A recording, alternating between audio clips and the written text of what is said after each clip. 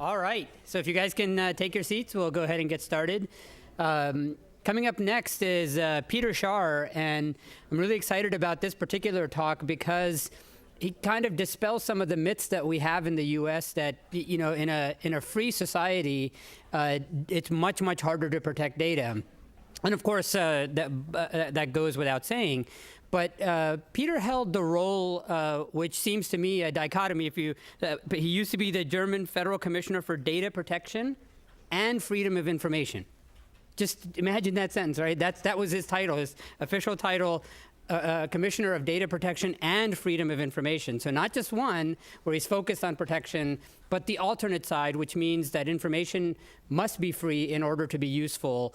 And I think what you'll see is a little over 10 years of experience in this, plus many more years of experience in just data protection in general. We're going to hear from him on what's up with privacy in the big data era, but more importantly, is there anything that we can do about it? And what you'll see here is that in Europe, obviously most of us already know that data protection is taken a little bit more seriously from a policy, political, and regulatory perspective, and we'll get some of those thoughts as well. So hopefully we'll learn about why it is absolutely possible to protect data and keep it free at the same time.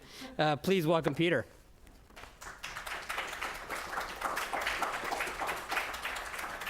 Thank you very much for the invitation and for the kind introduction. Well, we are living in interesting times, and this also concerns to data protection. The current concepts of data protection in the US as well as in Europe date back to the 60s and 70s of the last century. 50 years ago, most data were processed manually. The few computers there were had very limited processing capabilities, and the limited quantity of automated processing was carried out in data processing centers, separated from offices and other workplaces.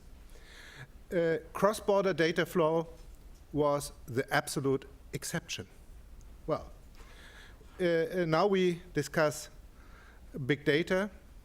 The new buzzword is used for different purposes in different contexts. This term stands for a dramatical change how data is collected, stored, processed, and used. A few weeks ago, the White House issued its report on big data issues. And this report characterizes big data with the 3 V's. High volume, high velocity, and high verity. Some apologists of big data say it will provide us with a lot of answers, even if we do not understand what is going on. I would say sometimes they provide us with answers we have never raised.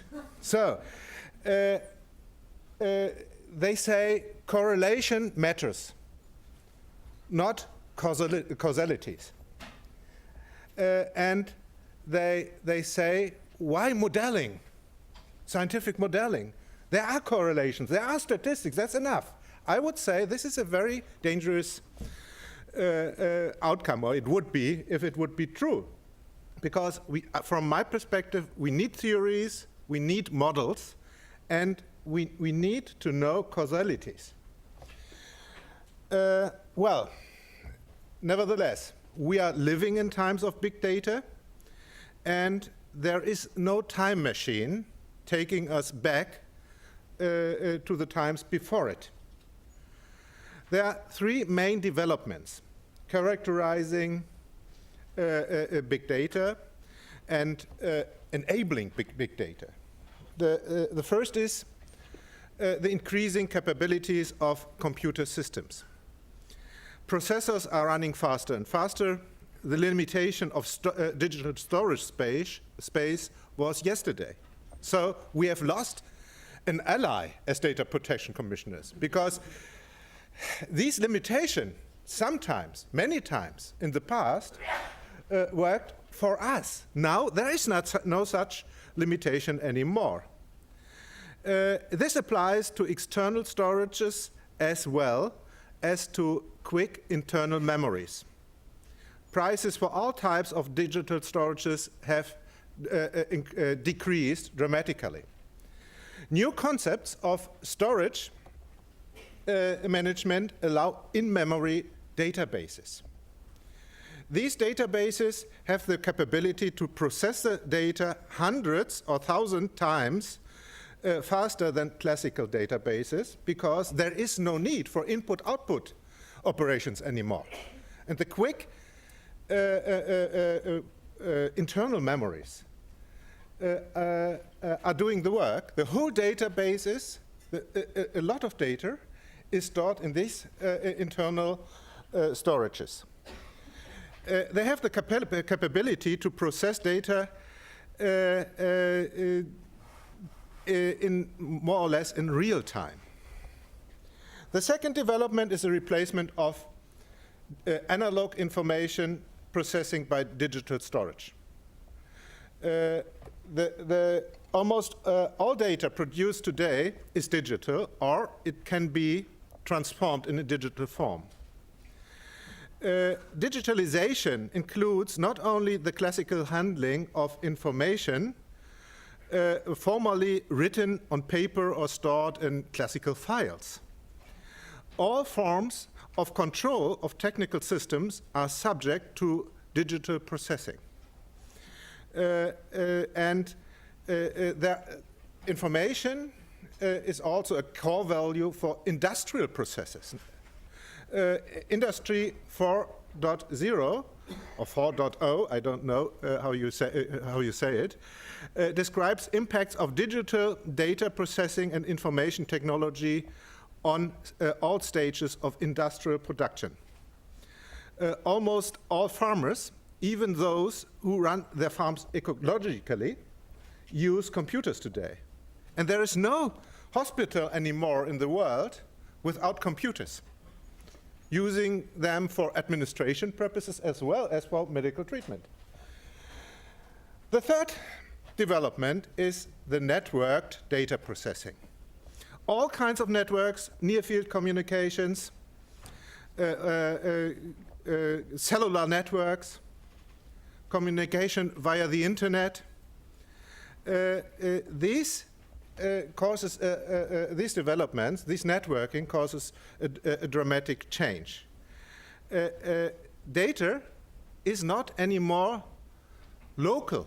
It cannot be localized. So the data can be transferred within a split second around the globe. And that means that legislation and other types of regional or national rules do not work properly anymore. Big data is the result of all these three main developments. It represents a concept based on the idea of collecting as much data as possible. It works the better, the more data are collected. Ubiquitous computing, that means the integration of information technology in all kinds of devices, produces data by the way. If we discuss data protection and privacy until today, the main focus has been on how we deal with the content, with information on the health status of a patient, with the content of a telephone call, or with the content of a police file. But going digital does not only change the way how content data is processed and it is used, for a long period of time, the importance of metadata, this data collected by the way, had been underestimated. But metadata reveal how often do we call a doctor? and which doctor? Do we seek help in an internet forum on a specific kind of disease? What are our social networks? Who are our friends, colleagues, or comrades in the net? Many services offered free of charge are primarily financed by the exploitation of metadata. Users produce, by the way, every communication, every search request, every friend we include into our buddy list, all these data are a source for financing services and generating immense profits. These data are combined with other data collected backstage. Data controllers know sometimes more about our behavior, interests, and problems than our family or our friends do. Companies as well as public authorities try to understand how we think, how we decide, and how we behave. Prediction of individual and collective behavior is a core element of big data. Given the rapid technological development, we urgently need to look for convincing solutions for the emerging challenges regarding data protection. Otherwise, the world will witness further erosion of privacy. The advocates of privacy and fundamental rights, we, must deal with the fact that some of our traditional rules of data protection are no longer effective in a world of ubiquitous computing, globalized information processing, and big data. In particular, we have a vital interest to re-examine the current data protection regimes on both sides of the Atlantic. Most current data protection rules and regulations focus on the individual procedure used for data processing. The starting point of the legal assessment has been the specific purpose. Personal data may be collected for specified, explicit, and legitimate purposes and not further processed in a way incompatible with those purposes, says Article 6 of the European Data Protection Directive of 1995. The processing of data is permitted as long and as so far it is adequate, relevant, and not excessive in relation to the purposes for which the data are collected. The traditional key question is which data are needed to fulfill a legitimate specified purpose. The main criteria are relevance and adequacy. In other words, data protection regulations consider data processing from a micro perspective. Single pieces of data, individual algorithm, specific purpose. But today, companies and public authorities see data processing more and more from a macro perspective. How can data coming from various sources be used to learn better what's going on and to optimize procedures? In particular, mass data, seen as an asset, the new oil of the information society. Big data approaches are looking primarily for correlations and not for reasons, as I said. No big data apologist would even understand the question of which purpose a specific piece of data is to be collected for.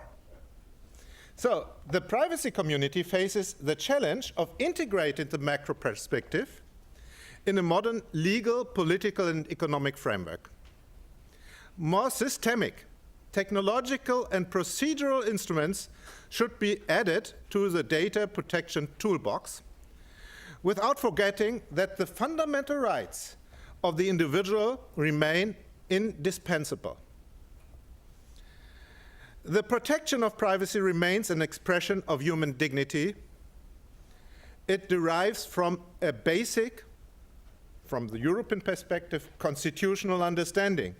That is not all. The individual has the right to informational self-determination. That means individual control on his or her data. as the German Constitutional Court has pointed out several times in several rulings. The individual should basically determine which of his or her personal data is disclosed to whom and for which purposes it should be processed. Personal data must not be seen as a property of the controller or of the property of the processor as well, having the practical means to access the information. So far, data processing is based on the consent of the individual data subject, the human, who always has the right to withdraw his or her consent. After the withdrawal, the controller has to stop the processing. What does it mean in the times of big data? So perhaps we need means of assigning and making clear where a specific piece of data comes from. So this is a question discussed on, with the word sticky policies. We have to consider sticky policies where data, personal data, content, or as well as metadata, has been accomplished with some attributes defining the source it's coming from. Only if we find such a technical solution, and there are some proposals to do that, this right of individual control, of individual self-determination on the individual piece of data can be realized. Purpose limitation and of personal data remains a legal requirement even in the changing technological environment. On the other hand, changes of the purpose might be associated with smaller risks if the data is anonymized or pseudonymized. Regulators should consider setting up incentives for data controllers to remove identifiers from data set. On the other hand, it is clear, big data also enables de-anonymization, even in cases data are seen beforehand as anonymous. So we have to consider this, how to make this clear. Perhaps there should be even organizational safeguards, like specific players in the field of data processing with only the task to anonymize or perhaps to de-anonymize data under specific conditions. This should not be the task of the end users in the science or in the companies.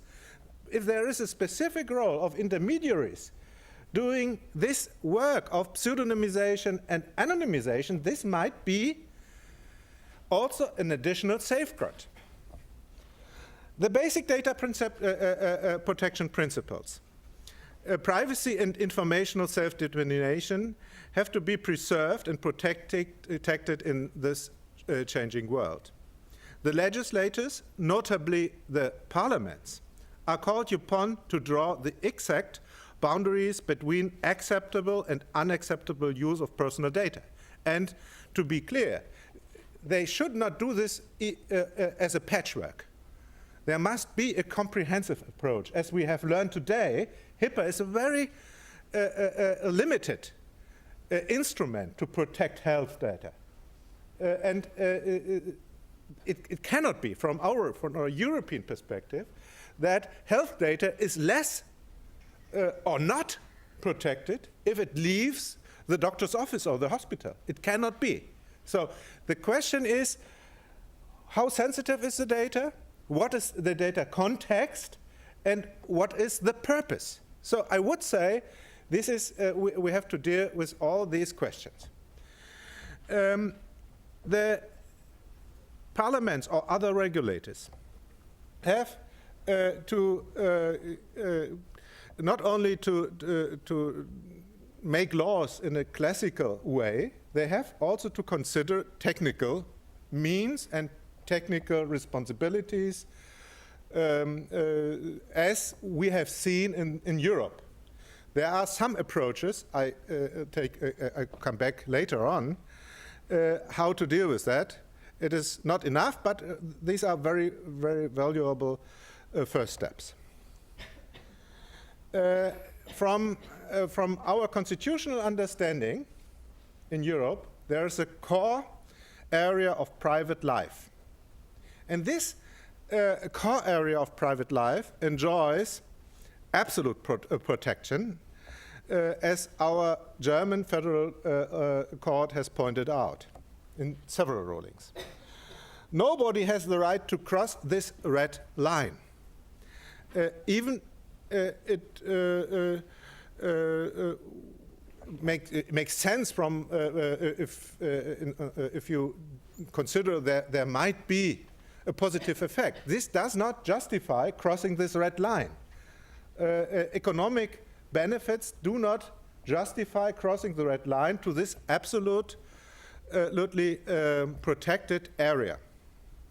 This also refers to public authorities. They are not allowed to go into very sensitive areas of computer systems. And if they collect, by the way, data unintended, that is very sensitive, they have to delete it. And this must be overseen by independent authorities. Fundamental rights must also observed in the processing of data that is at first glance appears less sensitive. For instance, if data on purchasing behavior is used to determine the individual's health status, as said on the last panel, such as possible pregnancy or political or religious views, we need clear boundaries, we need clear limits, and this also applies in the era of big data. In addition, it is not entirely new phenomenon that there is a kind of prediction and personal assessment carried out by using personal data. Even credit scoring systems are mainly fed with harmless data. But the result might have serious consequences for the applicants for a loan. Big data approaches will raise more and more such questions. These questions cannot be solved by merely prohibition of the generation of additional knowledge. The risk for privacy from statistical analysis of mass data should be limited by setting up of procedural requirements. Privacy impact assessments, for example. The preventive systematic assessment of the impact of a specific technologies or of specific algorithms and the definition of protective measures. This might be an important tool to prevent or at least diminish negative consequences. If you set up or you consider to set up a new system, if you consider to design new apps and to use them, you have to consider even data protection effects. This is one proposal enshrined in the draft of the European Commission's data protection reform. There should be an obligation to carry out such data protection impact assessments if there are sensitive processing. Not in every case, but if you are collecting mass data, if you are using data for sensitive purposes, or you use sensitive data that are sensitive by nature, you have to carry out these PIAs or data protection impact assessments. As said before, more transparency can help too. Individuals must know what's going on if they want to exercise their personal rights. Data controllers in Europe are today to provide potential users and customers with the relevant information. But extensive privacy policies, which are as long as a novel, do not make any sense, because the essential information is lost or hidden in the sheer amount of information given to the customer. Almost nobody reads 30 or 50 or 100 pages a data protection declaration or whatever statement. So from my perspective, the key information must be given in a very prominent place. Who is responsible? What data will be processed? Where it will be processed? And for which purposes? These are the core questions. And these core questions can be answered easily. And even the internet gives opportunities to improve the presentation of this data. By the way, there is one systemic shortcoming in the field of transparency. Although many free services on the internet base on the exploitation of personal data, users do not know the price. If the users know more about the real worth of their personal data, they perhaps will be more careful, and they could assess whether it is a fair deal for them to use this service or not. And perhaps they would go to a competitor if the price is too high. If we go to a bakery, we ask for, and we know the price of the bread. But we do not know the price of the data we provide the big services, and not only the big ones, with. So more clarification about this. Why not a kind of box in the internet side? So if you click on a specific advertisement, then you get $10 or so.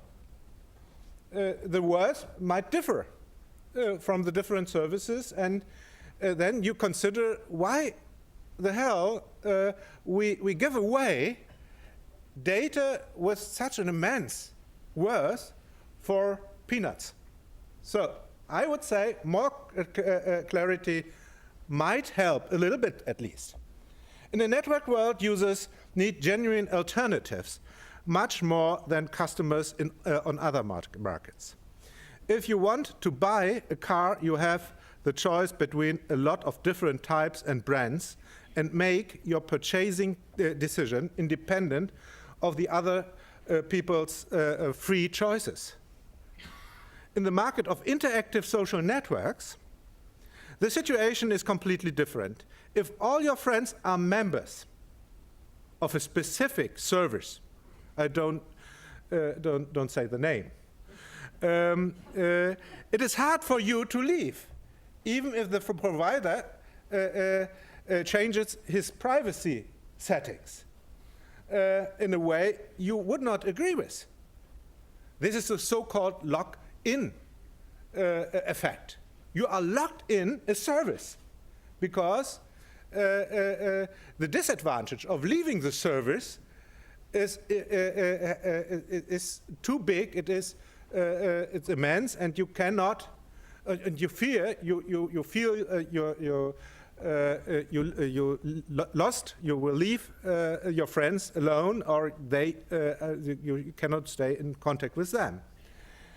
So the question is, are there means for enabling the individual to change a service and to leave a service? I would say yes. There are at least two main instruments. First of all, interconnectivity. If you have a mobile phone from Verizon, for example, you can call a customer using a telephone of T-Mobile or AT&T. There's no problem. But if you are a user of WhatsApp, you have a problem to send a message to a user of a completely different network from Google or whatever. So, or from your telephone, the SMS. So more interactive, more interoperability. Second is, means might be portability. As I have learned yesterday on the party, the welcome party here, you and many others in the health sector are advocating a campaign, download your data. This is what we call portability, not only in the health sector. It is essential that every individual on the internet, every customer of an internet service, and not only internet services, has the right to get the information, not even access the information. He or she should be in the situation to download the information on their own computer system, perhaps to run some software there, and or to transfer these pieces of information to a competitive service. Why not? So interoperability and portability are two core issues, and at least portability of data is one of the aspects that is also content of the data protection package of the European Union.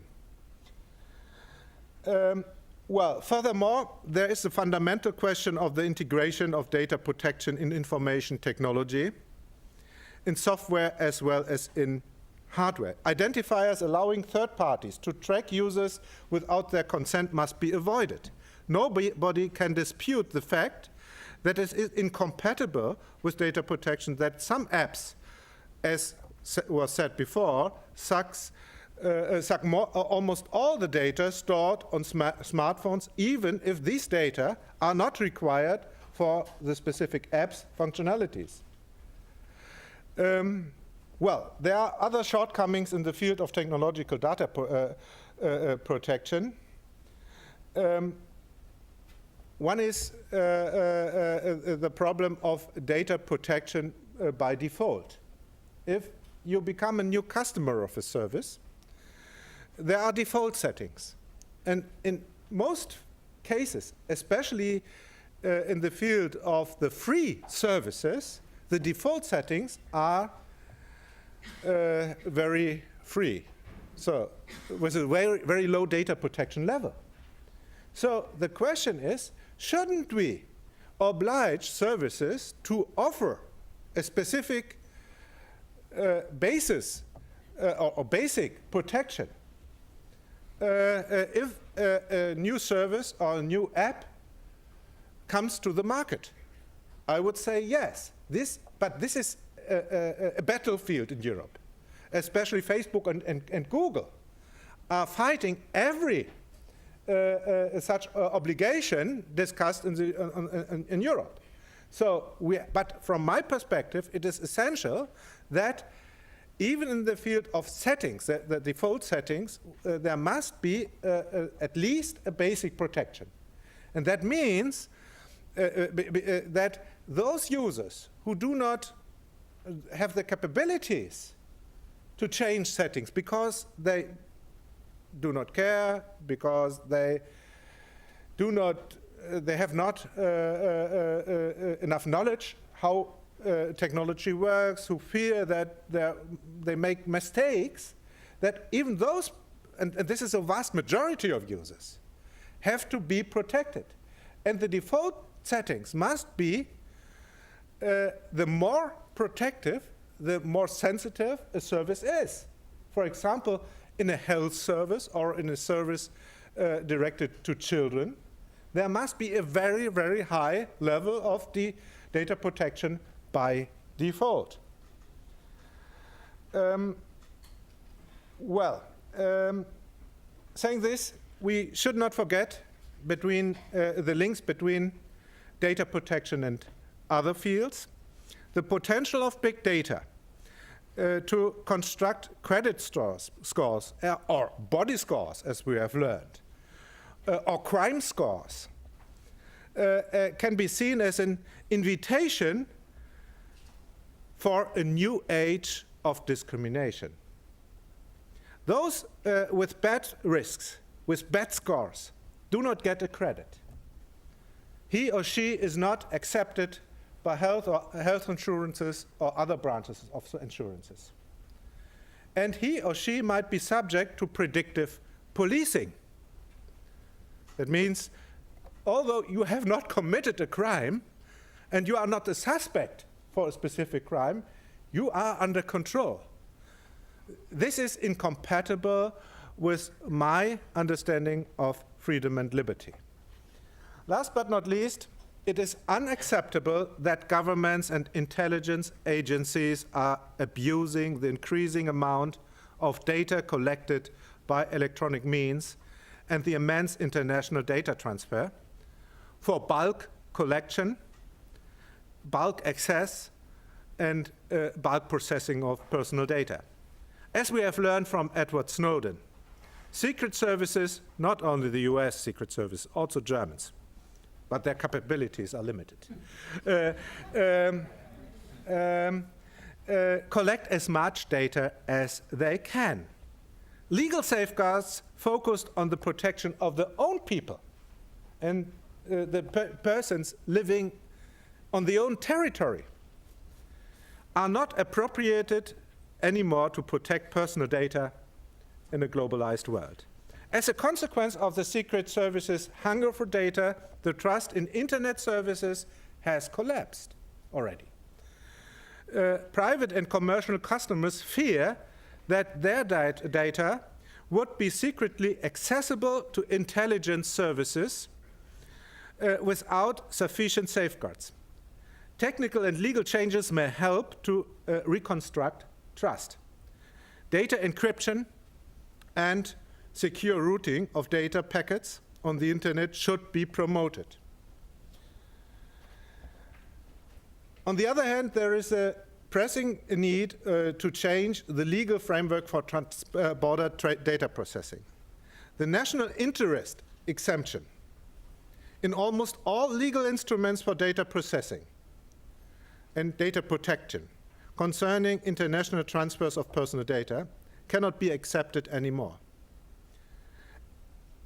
National interest is so broad that it opens not only a door, it opens the opportunity to use the data for a lot of different purposes, and this cannot be accepted anymore. We need much more specific rules. Additionally, there is a need to establish binding international data protection standards, guaranteeing the protection of private life as laid down in Article 12 of the United Nations Charter of Human Rights. Well, yesterday I visited the Roosevelt Memorial, and I learned that the United States were the initiator and the promoter of United Nations regulations and the Charter for Human Rights. And now I have the impression they are not supporting such international global solutions anymore. And from my perspective, this is a bad change. I am advocating, and I hope you will support this approach, a global understanding of data protection and even global rules how data will be protected. If these approaches to improve data privacy and data security on an international level fail, then there is a high risk that the fundamental right to privacy and other core values of Western democracies will be lost. The pursuits of liberty and prosperity, free discussion and inclusion, closely linked to the information society, are at stake, there is a need for a broad coalition to defend these values. Thank you very much.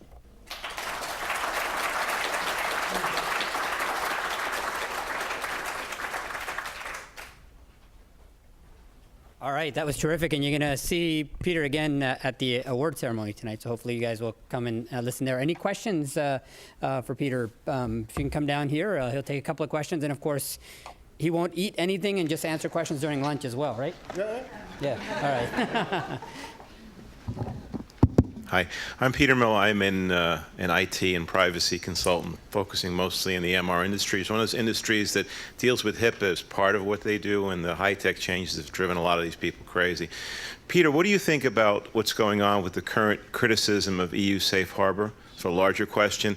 And what's going to happen between the EU Commission, Parliament, and the Department of Commerce here in the United States? Well, I think for those who do not know what safe harbor is, a short explanation: safe harbor means that European data can be transferred to companies who are safe harborists.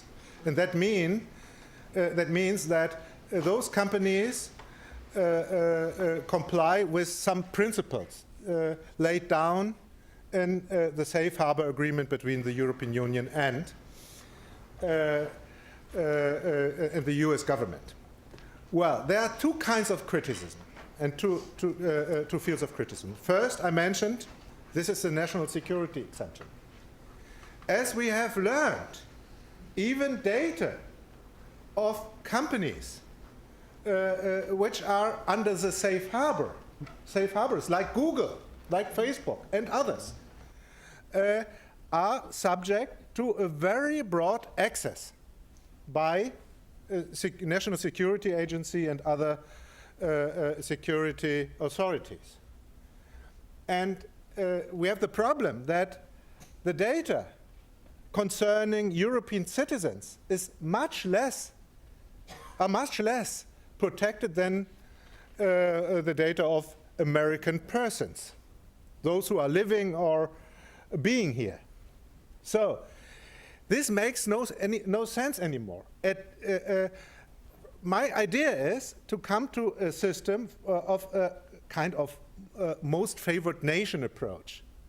That means that the data of European citizens should be protected on the same level as the data of American citizens, and in Europe, the data of American citizens should be protected in the same way as the data of the European citizens. I think this is the first. Second is, the principles themselves are weaker than our data protection level in Europe. And as you know, we are discussing a new regulation, general regulation on data protection in Europe. And there will be new requirements. And therefore, I would say, in this context, we should discuss also a renovation, modernization of safe harbor. The idea of safe harbor itself is good. But on the other hand, some of the real problems have to be solved. One of the problems is the proof of that the safe harborists comply with the safe harbor. So the enforcement power of the FTC is huge, but it is complaint-driven, or it is driven by very concrete suspicion. In Europe, we have the rule that there's an independent oversight, even if there is no complaint. Ex officio audits, for example. So this is one can be also should also be discussed in the context of safe harbor. Great. We'll take one last question, then we're going to head to lunch right after that. It's a convocation of Peters here, apparently. I'm Peter Bachmann.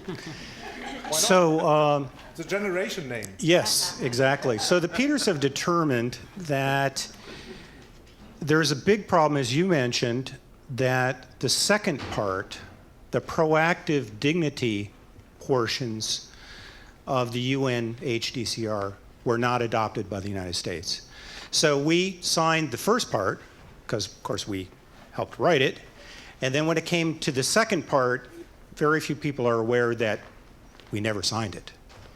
So all the things that you guys have over in Europe, we don't have here. We can't put forth currently a proactive stance to create a system that will solve these problems. What we have instead are well-intentioned opposition groups.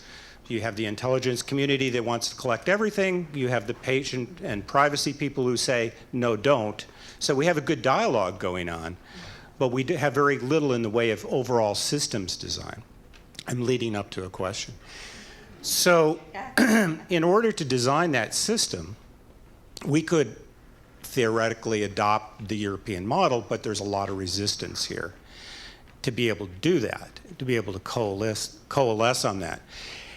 And I'm wondering if there is this ability to communicate to the end user other than economically. So right now, we know that there's tremendous losses in the cloud industries. Anywhere from $8 billion to $35 billion have evaporated from the cloud value that's going over to Europe because Europeans know we can't protect their data against intelligence services. In the post-Snowden environment, my predictions, and I want you to react to this, is the next spot are the doctors who are totally unaware of this, that their relationships are being disintermediated now, and that the doctor-patient trust is at the biggest risk that's ever been, because the patients are going to realize there is no trust, and the patients won't communicate to their doctors and get adequate health care. That's the risk. Well, I think you made a point. Of course, all professional relations basing on trust, doctors' relations, street workers, and others are at stake if data is collected and used for other purposes, law enforcement, secret services, intelligence gathering, or so on, and so on. So I mentioned the question of discrimination, but my impression is that these models now enabled by technologies and used by authorities as well as by companies are shattering principles. Not only data protection in a very classical view, but even the confidence of doctors to patients, in families, and so on. So this is the real challenge, and I think our societies have to understand that dealing with information is more than dealing with information. It is a question of values. It's a question of prevention of discrimination and so on, and also ensuring trust. Great. All right, let's thank all the Peters. Peter, that was great. Appreciate it. Lunch is in this building. It's I think 2 floors up, right? In the McDonough atrium. So if you guys head up there, we'll be back at 1 p.m. sharp for the next panel. Thank you.